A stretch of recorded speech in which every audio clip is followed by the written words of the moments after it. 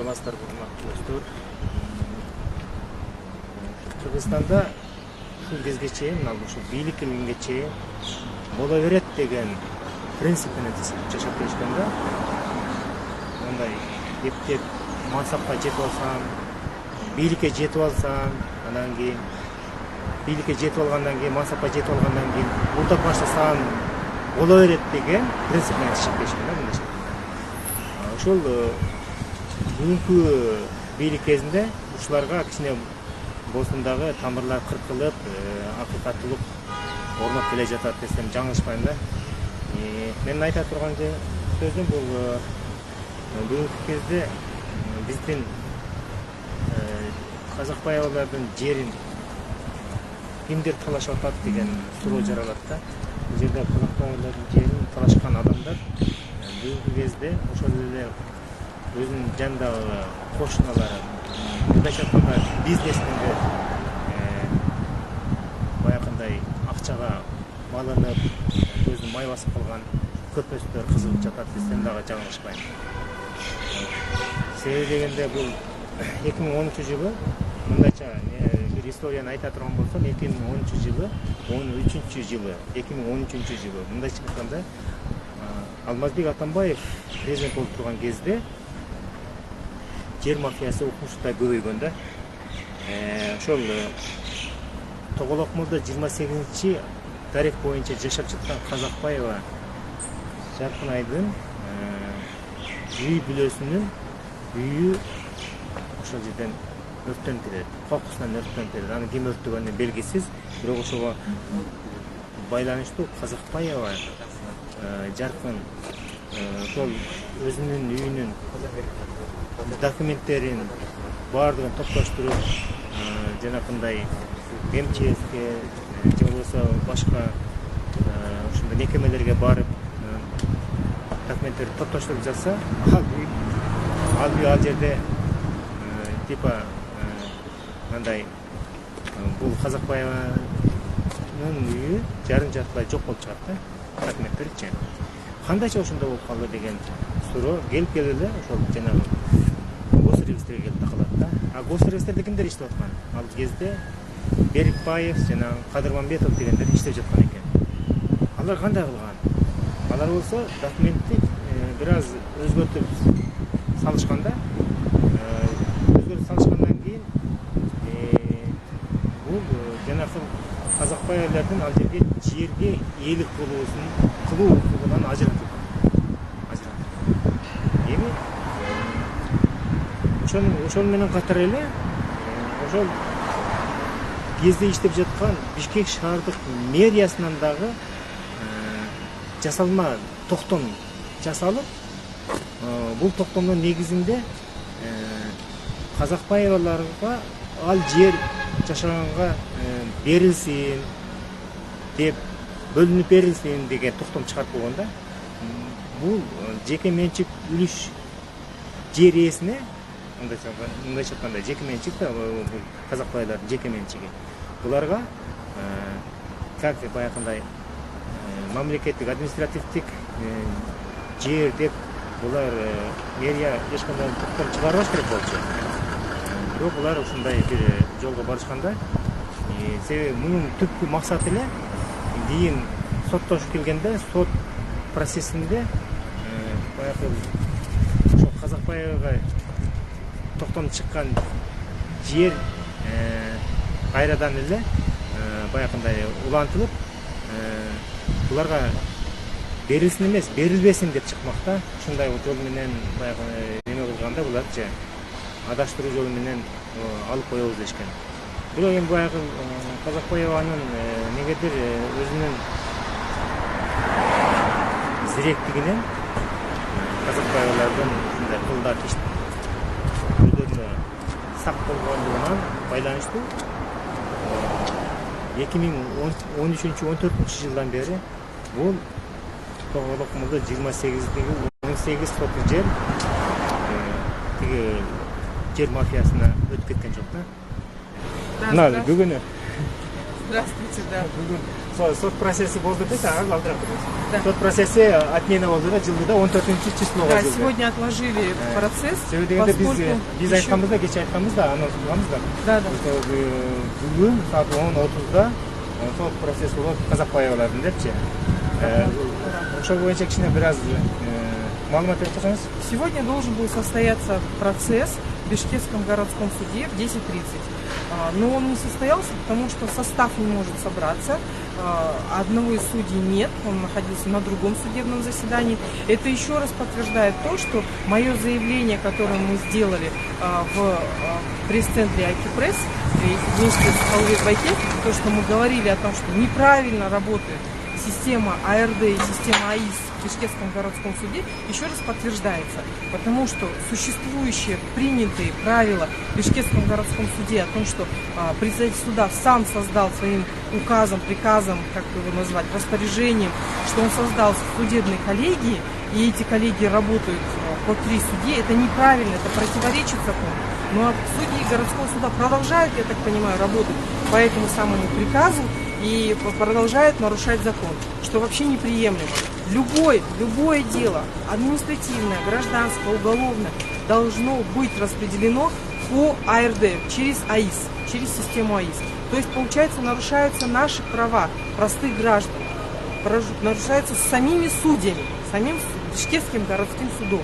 Необходимо это искоренить и должно быть приведено в соответствие с законом.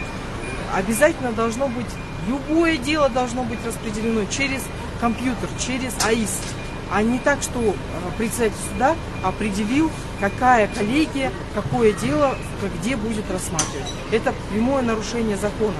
Поэтому вот еще раз об этом говорю.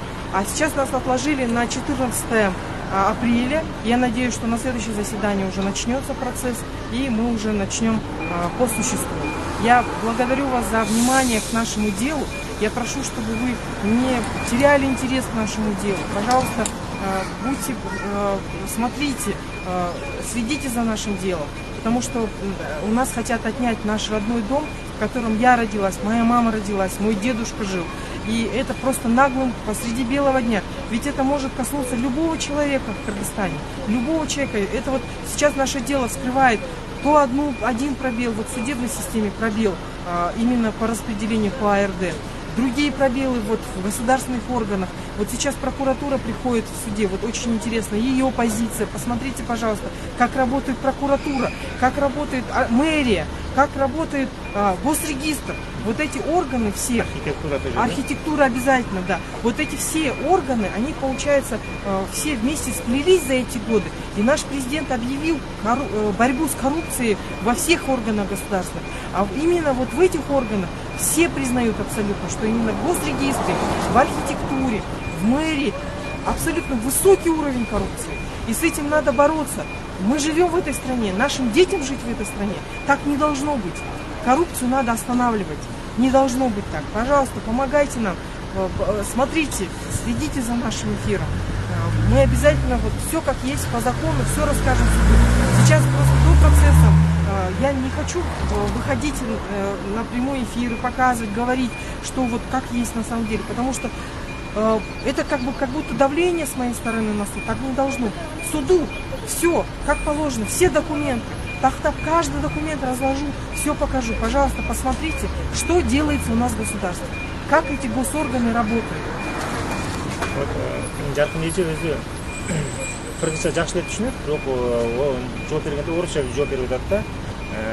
Анча мынча кыргызчада аралаштырып коет, ошол жердин туура түшүнүңүздөр. Сиз айтсаңыз, жаркын эже, 2013 жылы Тоголокмодо 28-деги сиздердин жериңиздеги турган үй өрттөнүп кеткенден кийин сиздер бул жердин документтери уже жасалып баштаганын байкадыңыздар да, туурабы? Сиз 2013 жылдын 10 октябрында, по-моему, 10 октября 2013 года был. Ошол жөнүндө айтып берсеңиз.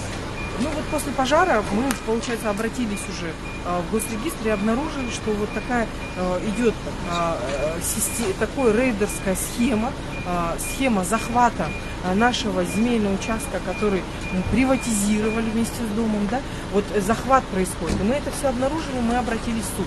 Сейчас вопрос стоит, очень самый главный, это постановление мэрии. Постановление мэрии – это самый главный вопрос, который решается в нашем суде. Потому что мэрия не имеет права распоряжаться землями, которые находятся в частной собственности. А здесь они выдали такое постановление, при этом представитель мэрии приходит в суд и всегда говорит, поддерживает, что признает наш иск, понимаете? И вот что сейчас скажет, как суд на это посмотрит? Мы, получается, заявляем о том, что это частная собственность. Мэрия нас поддерживает, да, говорит, признает наш иск, то есть мы истцы. До сегодняшнего дня так было. Как будет дальше мэрия себя вести, будет зависеть, посмотрим, что как раз-таки на следующем заседании будет видно. А мэрия говорит о том, до сегодняшнего дня заявляла в суде, что это постановление не должно существовать. Это нарушение закона. Нарушение закона, это частная собственность. Получается, мэрия признает, ответчик Казакбаев, истец, заявляет об этом в суде. Получается, если, как, грубо говоря, муж согласен разводиться, жена согласна разводиться, прокуратура не согласна. Понимаете, прокуратура приходит, не ссылаясь ни на один закон, ни на одну норму закона, говорит о том, чтобы постановление осталось в силе. Это прямой рейдерский заказ. Понимаете, это получается у нас прокуратура является исполнителем рейдеров, которые приходят в нашу страну и вот так могут за деньги покупать прокуроров. Вот земельный мафия, земельный жер мафиясы деп көрсе жер мафиясы мына Атамбаев жолы уақытында өкімет қашан билікке келгеннен кейін 2012-13 жылдары жер мафиясы түзілген екен да. Мына ошол жер мафиясы эчтекеден коркпостон рейдерский захват кылышып, мына өзү жакын өзү деле айтып атат. Ушундай баягы ыплас жолдорго барышканда, кандай ыплас жолдорго барышкан, мисалы бул жакын жердин өзүнүн ошол жерде жери болгон болсо, булар деле ойлобойбу, өздөрүнүн собственный менчиги, бирөөнүн акысы, коркпойбу, Кудайдан эле коркпойбу. Бул жерди мен булардын көзүнүн жашын көлдөтүп алып ала турган болсом, ушул акча мага жугабы, ушул жерди мен кандай окат кылып кетем деп деле ойлобойбу биздин эгерде чындыгында ошолор баягындай мусулман боло турган болсо. Булардын жүрөгүндө, булардын оюнда эч кандай нерсе жок, булардын көзүн май баскан только ушул акча деп эле ошондой жаман иштерге барып аткан да. А булар даже акыркы күндөрү даже мени да каралаганга, мени да каралаганга өтүштү да.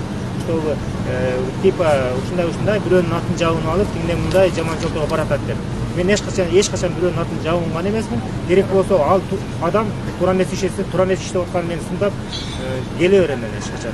Азыр эгерде жакшы иштеп аткан болсо, жакшы иштеп атат деп мактайм.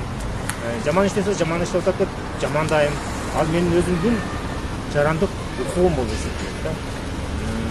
Эми жаркын эже айтсаңыз, мына жерде сиздин документтериңиз госрегистрде дагы жасалган, жанагындай кичине жарым-жартылай кимде мында баягындай специально баягы неме болгон да, заблуждениеге салган да. Ошол жердин жөнүндө Да, ну, вы знаете, сейчас мы будем, получается, все это существо споров, это все давайте на суде, это будет четко видно, потому что мы, здесь же только я сейчас заявляю, да, а мы туда в суд, когда придем, я задавать буду вопросы, да, представителю госрегистра, и будет уже всем людям понятно, где ложь, а где правда. Да, поэтому мы давайте дождемся процесса, а в отношении Алены Хоменко и всех ее ботов, которые создаются, это все сделано за деньги. Это наемные люди, которые за деньги распространяют клевету на меня, на мою семью, для того, чтобы создать такую вокруг атмосферу, как будто бы это мы плохие люди, значит, у нас надо забирать дом. Понимаете, вот в чем дело. Вот отвечать, вот вопрос такой, да, если такая агрессия идет со стороны ботов, со стороны Алены Хоменко, которая себя провозглашает независимым журналистом и блогером, если не отвечать этим людям на их агрессию, не говорить, как это, понимаете, не говорить им также в ответ агрессии, потому что за все, с 2014 года, сколько у меня процесс есть, я ни на одного из них не поливаю грязи, ни Кукумову Чинару, который является собственником квартиры 4, ни Бажанову Эльмиру, которая является невесткой колбасного цеха Риха, вот, их собственность, да, это Риха. Никого из них не поливаю грязью. Ни Торопову, которая спит и видит, когда нас отнимут у нас дом. Никого из них, я не говорю, еще других очень много, Рахимов, Алмамбет, который только пришел сюда, несколько, может быть, 5-6 лет как пришел туда и устанавливает свои правила, и подает везде суд иски, и везде пишет, чтобы снесли наш дом.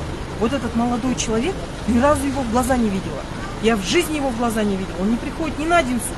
Я хожу, на все суды ни одного не пропускаю. Этот Рахимов Алмамбет ни на один суд не приходит, он является учредителем УСО Мегалайн, и еще какие-то бизнесы у него есть, где он там, ни одного из них я не поливала грязью. А они нанимают людей и поливают меня грязью, что нехорошие слова какие-то говорят на меня, на моих родных. Это слова, понимаете, уважаемые граждане, вы поймите, это слова. Черные слова, это еще не значит, что я черный человек. Я честно работаю, кормлю свою семью. Я защищаю свой родной дом. Со своим трудом. Своим трудом. Я защищаю свой родной дом. Я чужому человеку не прихожу и не говорю: отдай дом деда. Я буду здесь строить многоквартирный дом. Я так не делаю. И никогда это не переступлю чужую границу чужого дома. Вот у меня есть дом, мой дом я защищаю. Вот уже сколько лет я пытаюсь стоять против рейдеров, которые дают везде деньги, которые имеют деньги, они миллионеры. И Кукумова, которая придумала всю эту схему. Вот эту всю схему придумала Кукумова, Чинара Эмиловна, которая пришла сюда, скажу, в 2000... Мы живем в этом доме 1930 года. Да, почти уже 100 лет. Почти 100 лет. Она пришла сюда в 2004, 2005, 2006. Это получается лет 10, чуть больше 10-15 лет, да, она находится вот в этом доме. И она вот эту схему придумала и договорилась с госорганами, потому что у нее это уже практика есть. Она и в других местах, вместе со своим супругом Дущиналиевым, в других местах тоже практикует забирать чужие, именно барачные дома, понимаете? И это известно всем. И вот получается, я их не поливаю грязью, не нанимаю ботов.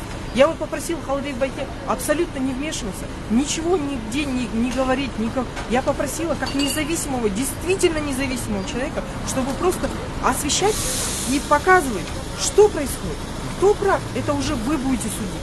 Будет суд судить, правильно наши документы или неправильно наши документы. И больше ничего, понимаете? А вот так, чтобы поливать кого-то грязью, это самое низкое дело. И в нашем Кыргызстане так мусульмане, правильно вы говорите, живут. Друг друга поливать грязью нельзя. Просто так пришел, сказал: это дурак, нехороший человек, мошенник, аферист. Так нельзя делать. Если у тебя есть приговор суда, у тебя есть соответствующие документы, пожалуйста, публикуй, скажи: вот этот человек то-то, то-то совершал. Или конкретно, даже вот конкретно вот в этом деле, получается, вот в нашем деле, какое здесь с нашей стороны нарушение? Что мы сделали не так, чтобы у нас отнимали дом? Вот этого всего не видишь. Не Алена Ханенко, нанятая вот этими рейдерами, Рахимовым, кто платит деньги, Кукумова, Торопова, Плехунова. Я еще много могу собственников назвать, которые дают доверенность этой Соскараевой, да, вот адвокату, который приходит и бессовестно лжет в суде. И это есть и собственники кафе, вот Ахметова Рано, которые вот у них многочисленный тоже бизнес, да. Потом есть еще Плехунова Ирина, она гражданка России, она в России находится вообще. Есть ОСО Нови Номад, учредителями которого является Асель, жена заместителя руководителя аппарата Верховного суда. И все они непростые люди, вот вы посмотрите, все они бизнесмены. Джулбунова Анипа, это вот у нее тоже брат, по-моему, судья, отец у нее где-то работал, мать у нее сейчас нотариус, она сама, значит, это как вот эта семья, вот эта вот Джулбунова, они, значит, тоже в мэрии кто-то у них работает. Вот понимаете, все они какие-то связи имеют, все они простые люди. И все они хотят отнять у нас землю под нашим родным домом. Рахмат жақын еже, малымат етіңізге. Бұл жерде әрбір адам өзінің жаңақындай жақын ежетпайды, қара пиар қылып, біреудің үстінен жамандап, же болбосо жалган маалымат берген болсо ар бир адам ошого жооп бериш керек. Ну, Алена Хаменюк, Хоменко, да? Хоменко тоже должна отвечать за свой поступки. Да.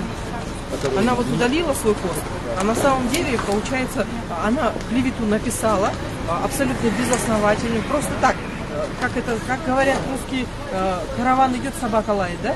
Зачем вот так делать? Как будто собака лает. Надо четко по закону, как положено. Если есть факты, четко по этим фактам вот так. Правильно? Это понятно. А так говорить на того, этот плохой, это не работа журналиста. И этот человек не может говорить, что он журналист. Урматтуу мекендештер, урматтуу достор, ушул биздин азыркы сүйлөп аткан постубузду бөлүшүп, поделиться кылыпчы, башкалар менен ушундай подписаться кылыңыздар, комментарий жазыңыздар, биздин чындыкты эл билсин. Биз качан ушундай поделиться кылгандан кийин эл көрөт, билет да. Анан жанагы бүгүнкү сот отурумунун жылып кеткендигинин бирден бир себеби 3 сот болуш керек эле, 3 соттун бириси келбей калыптыр. Ошого байланыштуу сот 14 апрель күнү өтмөй болду да, саат канчада 15:30да. 15:30да болот. Биз сиздерди ошол жерде да күтөбүз. Кудай буйрса дагы түз эфир кылабыз ошол жерден. Өзүңүздөр ошол сот залынан түз эфир кылганда ошол жерден өзүңүздөр күбө болосуздар. Кимики чын, кимики жалган экендигинчи. Биз ошол жерден сиздерге мына биздин Кыргызстан эмне үчүн өнүгүп өспөй атат, кимдер мешетип атат, ошол жерден көрсөтөбүз. Анда эмесе бүгүнкү ошол жердеги сот ички шаардык соттун жанындагы биз өзүбүз көрсөтүүбүздүн аягына чыгабыз. Көрүшкөнчө сак саламатта болуңуздар.